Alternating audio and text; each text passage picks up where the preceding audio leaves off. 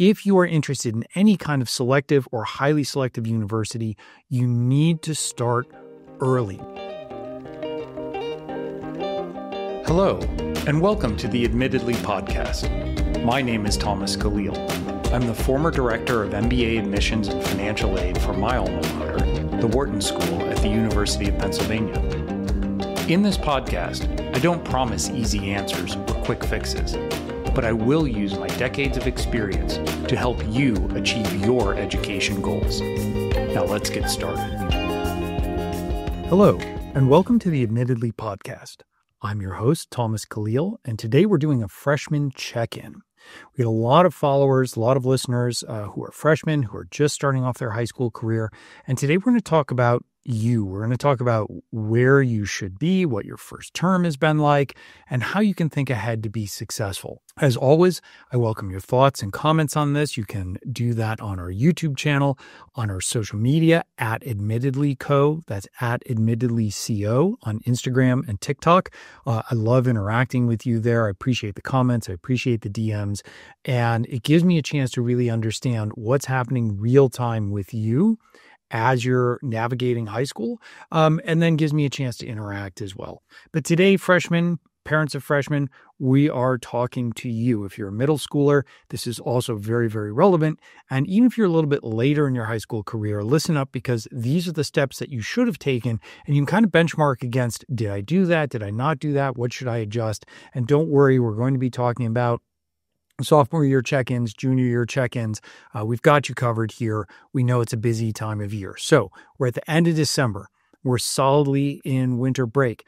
For those freshmen who know seniors, you've seen the early decisions come out. You've seen the panic. You've seen the joy. You've seen the disappointment. And now you're seeing a lot of these seniors scramble for regular decision applications. And our goal is to make sure you are not that person scrambling, that you are well prepared and thoughtful and planning ahead.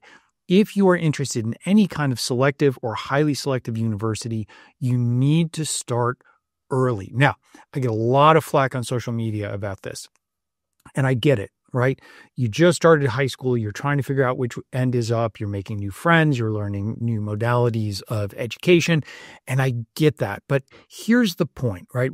You don't want to wait on this. If you're looking at top programs, and by top programs, yes, I mean the IB+, but I mean highly desirable programs, even in top 20, top 30, top 40 schools.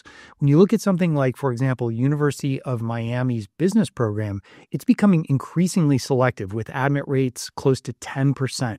Okay. That used to be a good safety school if you wanted to be in Florida, have a good climate, party a little bit, and learn some business.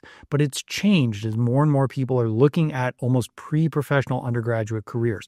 So it's really important for you to get ahead, to put yourself in the best possible position, whether you're applying to a state school, private school, Ivy League university, etc. So what do we want to think about now that we are done with our first term of freshman year? Well, first of all, congratulations. For some of you, this may have been a big shift. You might have gone from a smaller public or private K through 8 into a massive public school. You might have gone off to boarding school. You might be in a private school at this point. The issue here is I want you to take stock of where you are in this process. How did things go? The academics are very different than middle school.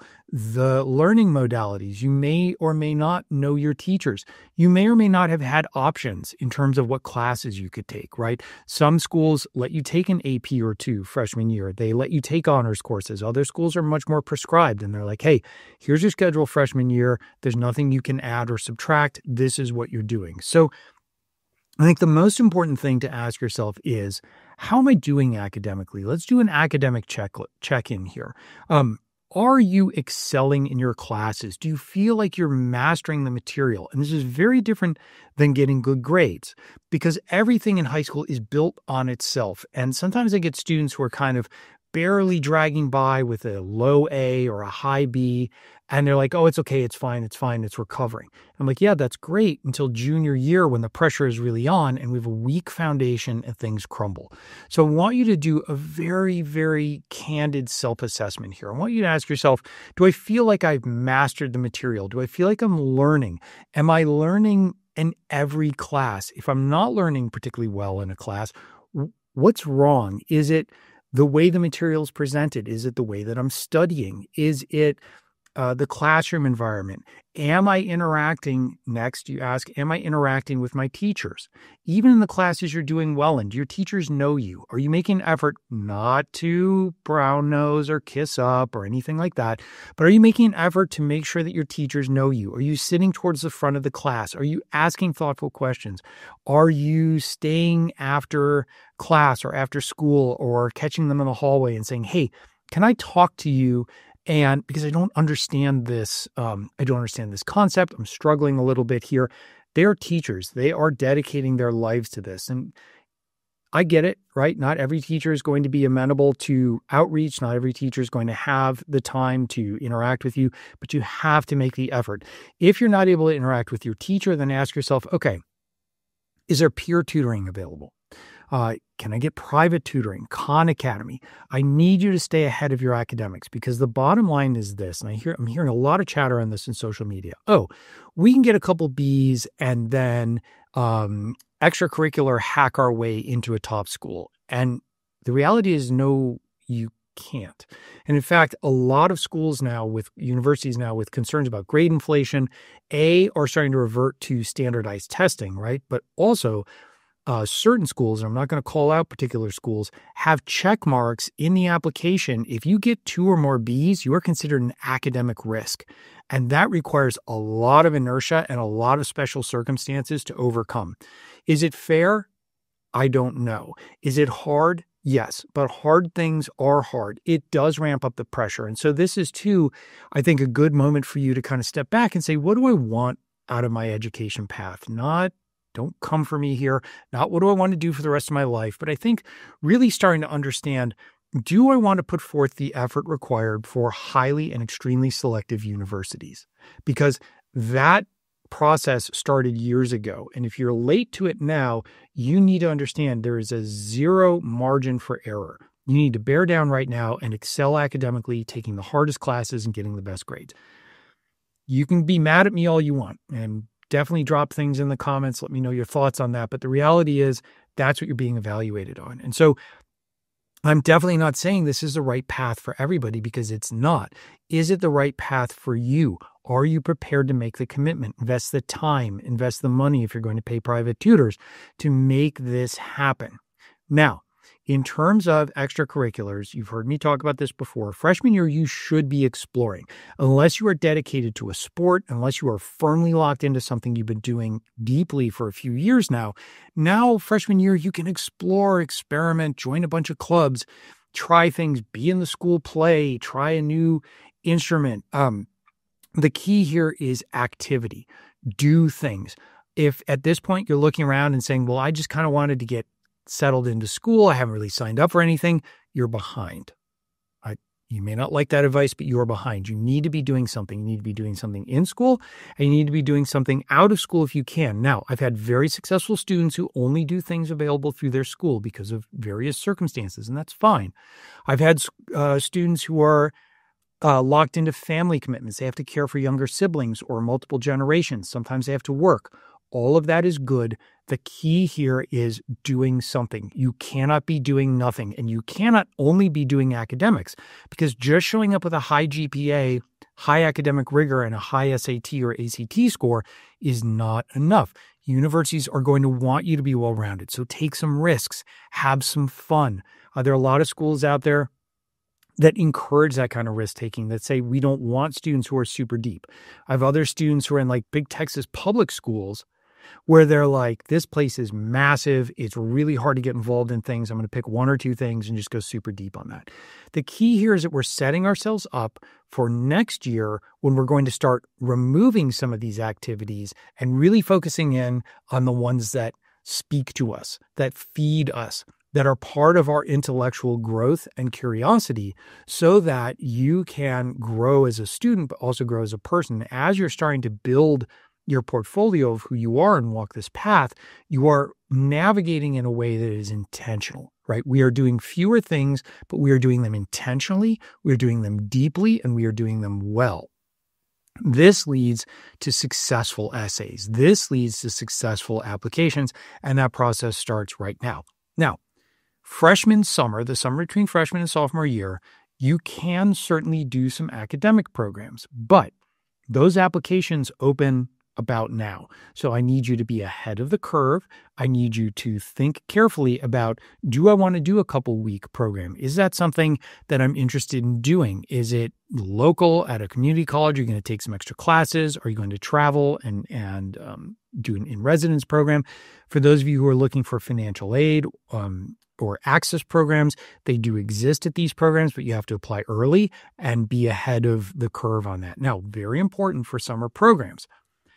There are a lot of private programs out there, and I've talked a lot about this, but I'm just going to touch on it lightly. There are a lot of private programs that lease space from universities. UCLA is notorious for that.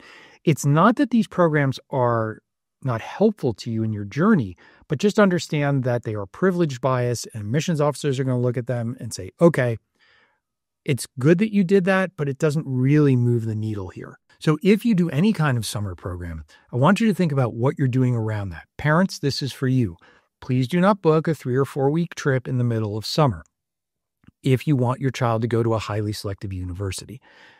I get it. I'm a parent. I actually have 2 children at boarding school, and all I want to do over the summer is hold them close and spend time with them. But they also have ambitions and goals of their own.